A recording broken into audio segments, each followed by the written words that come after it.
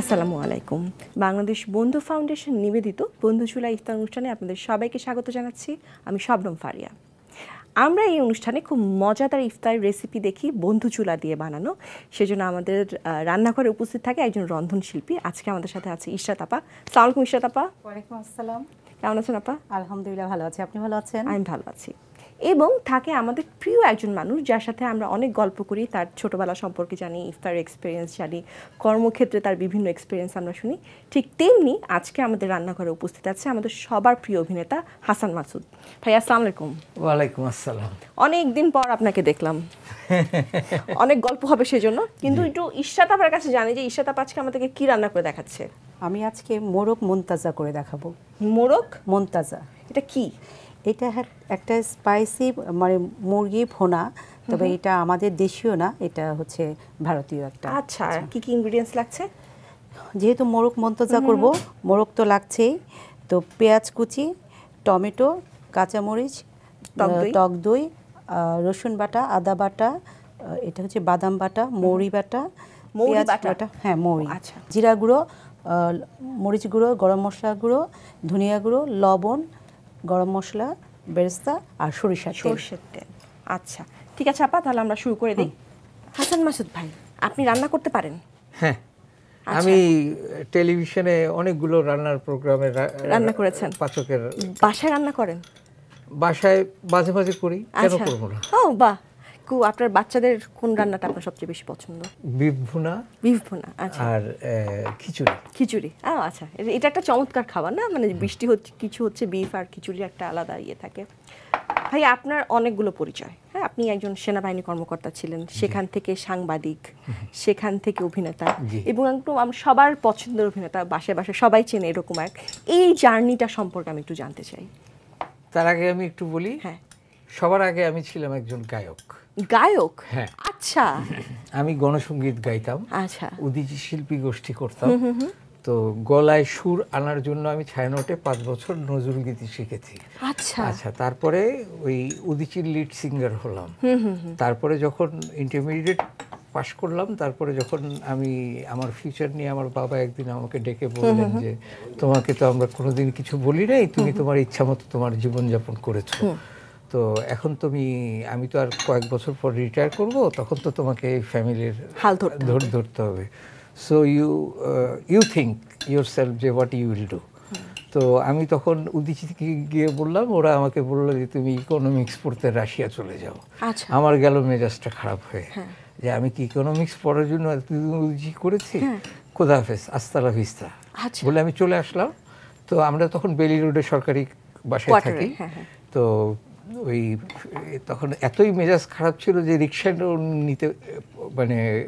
নেওয়ার মতো মানসিকতা ছিল না। হাঁটতে হাঁটতে আমি কাকরাইল মোড়ে এসে দেখলাম যে একটা পোস্টার ওই জেলা সশস্ত্র বাহিনী বোর্ডের, যে আপনি হতে পারেন বাংলাদেশ সেনাবাহিনীর একজন গর্বিত অফিসার, আপনি যদি এবছর ইন্টারমিডিয়েট দিয়ে থাকেন আপনি আবেদন করতে পারেন। তো পরদিন সকালবেলা আমি কিছু না বলে ঘুম থেকে উঠে শান্তিনগর পোস্ট অফিসে গিয়ে একটা 20 টাকার পোস্টাল অর্ডার দিয়ে ওইটা আবার ওখানে জমা দিয়ে একটা ফর্ম পেলাম। ওই ফর্মটা আমি তারপরে সেনা সদরে ফিল আপ করে পাঠিয়ে দিলাম। তারপরে তো প্রায় 5-6 মাসের একটা প্রক্রিয়ার মধ্যে দিয়ে এইসব করে টোরে তারপরে আলটিমেটলি আমি 11 BMA লং কোর্সে জয়েন করলাম। 11তম লং বিসিএস, বেশ আগের। এখন কেউ নাই, হ্যাঁ সবাই রিটায়ার্ড। আপনার কি অবস্থা? এই যে আমি এখন মেরিনেট করে রেখেছি, এখন আমি একটু পেঁয়াজটা একটু এই তেলে করব। আচ্ছা আচ্ছা, আমি ভাইয়ার সাথে গল্প করি, তারপর সেখান থেকে যে সাংবাদিক হওয়ার যে ব্যাপার বিষয়টা। আচ্ছা, সেনাবাহিনীতে থাকতে থাকতেই একটা সময় আমার আমি অনেকবার আবেদন করেছি, ওটা অ্যাপেন্ডিক্স যে বলে, যে আমার ছোট ভাইটা মারা যাওয়ার পর আল্লাহ তাকে বেস্ট নসিব করুক, আমি অনেকবার অ্যাপ্লাই করেছি যে এই চাকরিটা আমি করব না। তখন আমাকে রিটার্ন লেটার আসতো যে তোমার পিছনে সরকার বিএমএতে এত টাকা খরচ করেছে, তুমি এই পর্যন্ত এই কয়টা কোর্স করেছো, তাতে এত টাকা খরচ করেছে, তার যদি এত %, তাও প্রায় তখনকার সময় আমি 80-র দশকের কথা বলছি, তো তখনকার সময়ে ধরেন 2-2.5 লক্ষ টাকা আমি যদি দেই তাহলে আমি ফিরে বাসায় যেতে পারি। তো আমি তখন আবার ক্লারিফিকেশন চাইলাম যে আমাকে কত বছর চাকরি করলে এটা আমার হবে না। তো এইভাবে করতে করতে 1992 সালে আমার মানে আমি এটাকে কি বলে প্রাতকালীন অবসর মানে প্রিম্যাচিউর রিটায়ারমেন্টে চলে আসলাম। রিটায়ারমেন্টে চলে আসলাম, আমি এখনো পেনশন পাই, অনেক কিছু পাই। তো তারপরে ইচ্ছা ছিল সাংবাদিকতা করার ছোটবেলা থেকেই। তো আমি ওই শাহবাগে একদিন একজনকে খালি শুনলাম যে হুমায়ুন জামান ওনার নাম, আল্লাহ তাকে বেহেত নসিব করিক। উনি একজনকে বললো যে কিরে তোর কাছে একটা ছেলে চেয়েছিলাম ভালো ইংরেজি জানে, তুই তো দিলি না। তো আমার ওই টঙে বসে চা খাচ্ছিলাম তো শাহবাগে, তো আমি 9 মাসের মতো বেকার ছিলাম সেনাবাহিনী ছাড়ার পরে, চাকরি খুঁজছিলাম। তো বাই দিস টাইম আপনি ম্যারিড ছিলেন? না। আচ্ছা, ঠিক আছে। I was totally unmarried. আমি ওই লোকটাকে ফলো করলাম। তারপরে কিছুক্ষণ যাওয়ার পরে যখন দেখলাম উনি একা, তখন আমি বললাম যে ভাই আপনি একটা ভালো ইংরেজি জানা একটা ছেলে কেন খুঁজছেন? বলে জার্নালিজমের জন্য। তো আমি বললাম যে আপনি আমাকে একটু ট্রাই করবেন? বলে আসেন আপনি কালকে। পরদিন আমি নিউ নেশনে গেলাম, ইত্তেফাক ভবনে, টিকাটুলির মোড়ে। তারপরে গিয়ে আমি ওখানে 2.5 বছর কাজ করলাম। এবং একা একাও কোনো দিন গেছে যে আমি 2 পেজ একা একা আমি পাবলিশ করেছি আর কি স্পোর্টসের। তখন আলামিন নামে ডেইলি স্টারের একজন রিপোর্টার ওই কোর্সে ছিলেন। ও আমাকে খুব পছন্দ করে ফেললো এবং একদিন আমাকে কোর্সের পরে মানে ক্লাসের পরে বাইরে নিয়ে গিয়ে একটা রেস্টুরেন্টে আমরা খেতে বসলাম এবং তখন সে বললো যে হাসান ভাই আপনি আমার সাথে জয়েন করেন ডেইলি স্টারে। তো আমি বললাম যে অবশ্যই, কেন না। এই প্রথম আমি পে স্কেলে ঢুকলাম। আচ্ছা, এখানে আমার বেসিক আছে, বাড়ি ভাড়া আছে, মেডিকেল অ্যালাউন্স আছে, কনভেন্স আছে, সব কিছু আছে এবং আপনার নিউ নেশনের থেকে প্রায় 2.5 গুণ বেশি বেতনে আমি আমার এই জবটা শুরু হলো 95-এ। 2004-এর 1 ফেব্রুয়ারি আমি বিবিসিতে জয়েন করলাম আর 14 ফেব্রুয়ারি আমি লন্ডন চলে গেলাম ট্রেনিংয়ের জন্য। তারপরে 5 মাস ওখানে থেকে তারপরে ঢাকায় এসে আমি ঢাকা অফিসে জয়েন করলাম। আর এই 5 মাসের যে বেতনটা আমার জমেছিল সেটা দিয়ে আমি আমার প্রথম গাড়িটা কিনলাম। আচ্ছা, উইথ ব্যাংক লোন অফকোর্স। তারপরে এই তো এইভাবেই আমার সাংবাদিকতা। এইটা হচ্ছে ডেইলি স্টারে থাকতেই। আচ্ছা, 2003-এ। আচ্ছা, 2003-এর প্রথম দিকে ওই আমার যে গুরু আর কি মুস্তফা সরোয়ার ফারুকী, ওনার সাথে আমি একটু ফান করলাম আজিজ সুপার মার্কেটে ফার্স্ট দেখাতেই। আমি বললাম যে আপনি কোনোদিন বিদেশ যায়েন না, আপনার চেহারা কিন্তু অনেকটা লাদেনের মতো, হ্যাঁ, তো আপনাকে রেখে দিবে, ধরে রাখতে পারে বা আটকে কিছুক্ষণ কোশ্চেনিং করতে পারে, কুইজ করতে পারে। বিদেশে কিন্তু এই সিস্টেমটা আছে। তো যেই কারণে তো ওইটা শুনেই ওই যে ছেলেটা আমাকে ইন্ট্রোডিউস করে দিয়েছিল তার কাছ থেকে আমার সেল নাম্বারটা নিল। আচ্ছা, নিয়ে রাত্রেই আমাকে ফোন, যে হাসান ভাই আপনার সাথে একটু কথা আছে। আমি বললাম কি কথা? বলে সেটা আমি আপনার সাথে সাক্ষাতে বলবো। আমি বললাম যে ঠিক আছে, আপনি কালকে লাঞ্চের পরে মধুর ক্যান্টিনে চলে আসেন। ওইখানে ফারুককে আসতে বললাম, ও আসলো, এসে বললো যে হাসান ভাই আমি তো চড়ুইভাতি নামে একটা টেলিফিল্ম করেছি, হ্যাঁ, তো ওইটার একটা সিকুয়াল করব এখন, একটা সিনেমা, তো ওইখানে একটা ক্যারেক্টার ওয়াজ মিসিং, আপনাকে দেখে আমার মনে হয়েছে এই ক্যারেক্টারটা আপনাকে দেওয়া হবে। ব্যাচেলারের কথা বলছি, ব্যাচেলারের কথা বলছি। তা আমি মনে মনে ভাবতেছি এই লোকটা কি মানে পাগল নাকি, আমাকে দিয়ে আমি কেমনে অ্যাক্টিং করবো? তা আমি বললাম যে আমাকে কি করতে হবে? তো বললো যে আপনাকে কিছুই করতে হবে না, খালি ভুলে যেতে হবে যে আপনাকে একটা ক্যামেরা ফলো করতেছে।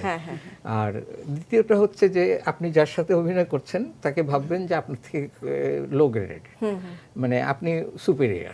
এই দুইটা জিনিস হইলেই আপনার হয়ে যাবে। শুটিং করলাম আমরা বাড়িধারার একটা বাড়িতে। তো এর মধ্যেই আবার পাকিস্তানের কল এসে গেল, 38 দিনের একটা ট্যুর। তো 38 দিন পরে আমি যখন ফিরলাম, এই 38 দিন কিন্তু শুটিং বন্ধ। আচ্ছা, আপনার জন্য? হ্যাঁ, আচ্ছা, কারণ আমার একটাই পার্ট বাকি ছিল জয়ার সাথে, আচ্ছা, জয়া হাসানের সাথে। তো ওই 38 দিনে আমি পাকিস্তানে গিয়ে খেয়ে দিয়ে 7-8 কেজি ওয়েট আমার গেইন হয়ে গেল আর কি। আমি যখন ঢাকায় আসলাম, ফারুক বললো আগামী 7 দিন, ততদিনে ও আমাকে কিন্তু হাসান ভাই তুমি, হাসান ভাই তুমি, তো হাসান ভাই তুমি 7 দিন কিন্তু কিছু খাওয়া দাওয়া করবো না, এবং 7 দিন পরে আমরা শুটিং করব। তো 7 দিন পরে শুটিং হলো ওই বিশ্ব সাহিত্য কেন্দ্রের পার্টটা। তো আমাকে বললো যে এইবার কিন্তু তুমি জয়ের হাত ধরবাই। তা আমি যে আচ্ছা ঠিক আছে, কিছু হবে না, চলো উঠি। এরকম করে আমি বাইরে আসলাম, তুমি ধরলাই না হাতটা, আমার হাত ধরা আসে না, আমি কি করবো। জড়তাটা আমার ভাঙিয়ে দিলে হচ্ছে শ্রাবন্তী 69-এ ওর পরে যে আমরা সেটাতেই আসবো। একটু আপার কাছে যেতে চাই। আপা কি অবস্থা আপনার রান্নার? ঠিক আছে, আমি এখন ইয়েটা বসিয়ে দিয়েছি, তো এটা একটু 10 মিনিট হবে। কি অবস্থা রান্না? আমার অলমোস্ট শেষ হয়ে গেল। বাহ, খুবই চমৎকার স্মেল পাচ্ছি। আমি আবার হাসান মাসুদ ভাইয়ের কাছে আমাদের ফিরে যাচ্ছি। দেশেও এই রান্নাই হয়, মুরগি ভুনা, একটু আইটেম বেশি আর কি, বাদাম বাটা, একটু আর পোস্তাদানা বাটা, মৌরি বাটা। আর আমরা কথা বলছিলাম যে আপনার প্রথম চলচ্চিত্রের অভিনয় নিয়ে। দেখেন, একটা মানুষ হঠাৎ করে অভিনয় এসছে এবং এসে সবচেয়ে বড় মাধ্যমটাতে কাজ করছে, এটার অনুভূতিটা কি? কারণ এটা তো সুপার হিট একটা সিনেমা, বাংলাদেশে এমন মানুষ খুব কম আছে যে এই সিনেমাটা দেখেনি। কেমন লেগেছে আপনার? এটা আপনাকে আমি কেমনে বলি, এটার যখন বলাকা সিনেমা হলে 30শে জানুয়ারি 2004-এ এটার যখন প্রিমিয়ার হয়, ম্যানেজমেন্ট থাকে না, ইভেন্ট ম্যানেজমেন্টের ছেলে মেয়েরা আমাকে চেনে নেই। আচ্ছা, তো তারা আমাকে উপরে পাঠিয়ে দিয়েছে। হঠাৎ করে চাষী নজরুল ইসলাম মরহুম, আল্লাহ তাকে বেহেশত নসিব করুক, উনি বলল যে একজনের অভিনয় আমার খুব মন কেড়ে নিছে, একটু ভদ্রলোকটা একটু শ্যামলা, এই সাগর ভাই টনক নন্দ। সে এই ফারুকিকে জিজ্ঞেস করলো যে হাসান কই? আসছে তো হাসান, একবার তো কথা হয়েছে আমার সাথে। তাই বললাম কোথায়? আমি তো জানি না কোথায়। তারপরে আমার ফোন করতেছে, ফোন কিন্তু বউর কাছে রেখে আমি বাথরুমে গেছি। তারপরে টয়লেট করতেছি, সিগারেটও খাচ্ছি, হঠাৎ করে দেখি যে আমার চারপাশে আমার দুই দিকে 4 জন ভলান্টিয়ার দাঁড়ায় আছে ওই ইভেন্ট ম্যানেজমেন্টের। কি ব্যাপার? ভাই আপনাকে একটু নিচে যেতে হবে। আমি বললাম ওয়েট। তারপরে সিগারেটটা শেষ করে করে বললাম যে চলেন যাই, আর আমার গায়ে হাত দিবেন না। নিচে গেলাম। তারপরে ওই সামনে যখন গেলাম তখন বললেন হ্যাঁ এই আমি ওনার কথাই বলছিলাম, চাষি ভাই এইভাবে বললেন। তারপরে আমাকে স্টেজে উঠাই দিল। তো স্টেজে উঠাই দেওয়ার পরে আমি কি বলছি আমার এখন আর মনে নেই, মানে জাস্ট এটুকু বললাম যে I am really grateful to Faruqui, I am really grateful to Channel I, এইসব বললে টলে আমি আবার এসে নেমে গেলাম। নেমে যখন আবার উপরের দিকে যাচ্ছি তখন আমাকে সাগর বললো এইখানে বসো। আমি বললাম না, আমার মা আর বউ উপরে আছে, আমি ওখানেই যাই। ওখানে যাওয়ার পরে যখন সিনেমাটা শুরু হইলো, ও মা, যখনই আমি আসি, প্রথমবার কিছু না, তারপর থেকে শুরু হলো, যখনই আমি আসি লোকজন একটু নড়ে চড়ে বসে। এই আমি আস্তে আস্তে কুকরানো শুরু হলো আমার, এবং এমন কুকরানো শুরু হলো যে এবার ইন্টারভেলের সময় আমি নড়ি নাই, একদম জায়গায় বসা। তারপরে যেটা হলো যে সিনেমাটা যখন শেষ হয়ে গেল তখন তো রীতিমতো ক্ল্যাপিং, দর্শকদের ক্ল্যাপিং। আমি উপর থেকে তখন নিচে নামলাম, এই দেখি আমার ওয়াইফ। এক্স্যাক্টলি, আমি এখন এটাতেই যেতে নিছিলাম যে ভাবির রিঅ্যাকশন কি ছিল। ওই যে ও প্রথমেই বলছিল না, এবং এখানে যখন দেখলো যে মেয়েরা এসে আমাকে হাক করতেছে, কেউ কেউ হ্যান্ডশেক করতেছে, কঠিন বিষয়। তখন তো রীতিমতো মানে ইসের ব্যাপার। তখন সে বলছে আমি তোমাকে আগেই মানা করছিলাম এই সিনেমাটা না করতে। আমি শিক্ষিকা মানুষ। তারপরের বছরই আমাকে প্রথম আলো ওই সমালোচকদের দৃষ্টিতে নমিনেশন দিল, আমাকে একটা, রিয়াজকে একটা, আর ফজলুর রহমান বাবুকে একটা। তো আমি আর বাবু ভাই একসাথে বসা। ক্লিপ যখন দেখাচ্ছে আমি বাবু ভাইকে অ্যাডভান্স কংগ্রাচুলেশন দিলাম যে বাবু ভাই আপনি তো পেয়ে গেছেন। ওমা, নাম ঘোষণা আসলো রিয়াজের। আচ্ছা, কেন আসলো? আমি তো আবার বিবিসিতে কাজ করি, আর সাংবাদিক, তদন্ত করা তো আমারও একটা দায়িত্ব। এবং পরে আমি কারণগুলো খুঁজে বের করেছি, যেটা এখানে আমি আর বলতে চাচ্ছি না। আপার কি রান্না হয়ে গেছে? আমার রান্না বাহ, হয়ে গেল আমার মোরগ মন্তাজা। বাহ, আপার রান্নার খুব ভালো ফ্লেভার। ভাইয়া দেখেন, এটা আমরা ইফতারে আজকে খাবো। তাহলে দর্শকদের কাছ থেকে বিদায় নিয়ে নিচ্ছি। দর্শক, আমরা এখানেই বিদায় নিয়ে নিচ্ছি। দেখা হবে আগামী পর্বে। তার আগ পর্যন্ত আপনারা সবাই ভালো থাকবেন, সুস্থ থাকবেন। আল্লাহ হাফেজ।